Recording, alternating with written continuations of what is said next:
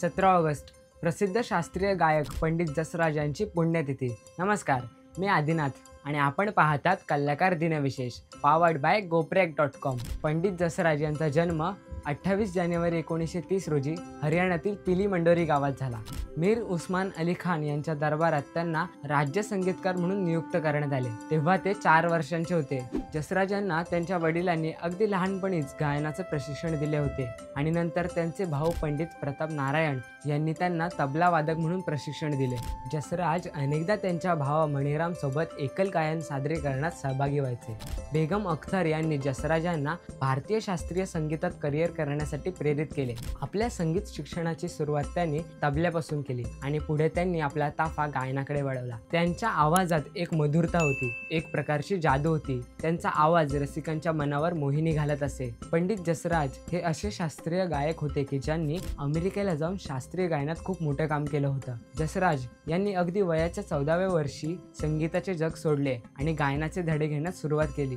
वयाच्या 22व्या वर्षी त्यांनी काठमांडू येथे नेपाळचे राजा त्रिभुवन बीर विक्रम शाह यांच्या दरबारात गायक म्हणून सादरीकरण केले। 1952 मध्ये हा त्यांचा पहिला रंगमंच कार्यक्रम होता।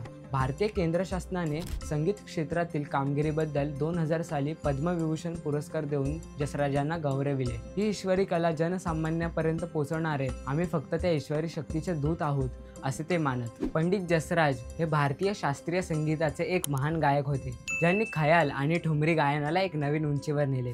त्यांनी मेवाती घराण्याचा वारसा पुढे नेला आणि 8 दशके आपल्या मधुर आवाजाने संगीत जगताला समृद्ध केले। पंडित जसराज यांनी 80 वर्षांहून अधिक काळ शास्त्रीय संगीताची सेवा केली आणि त्यांना पद्मश्री, पद्मभूषण, पद्मविभूषण आणि संगीत नाटक अकादमी पुरस्कार यासह अनेक प्रतिष्ठित पुरस्कारांनी सन्मानित करण्यात आले।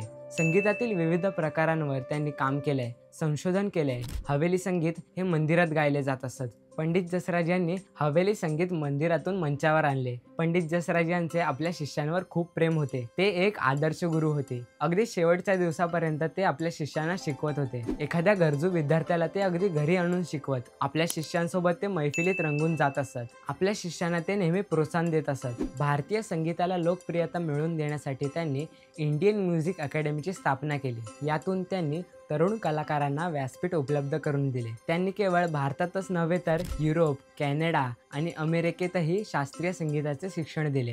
17 ऑगस्ट 2020 रोजी अमेरिकेतील न्यू जर्सी येथील त्यांच्या घरी हृदयविकाराच्या झटक्याने पंडित जसराज अनंतात विलीन झाले। पंडित जसराज यांच्या सन्मानार्थ इंटरनॅशनल ॲस्ट्रॉनॉमिकल युनियनने मंगळ आणि गुरु ग्रहादरम्यान सापडलेल्या लघुग्रहाला पंडितांचं नाव दिलं आहे। हा व्हिडिओ जास्तीत जास्त लोकांसोबत शेअर करा।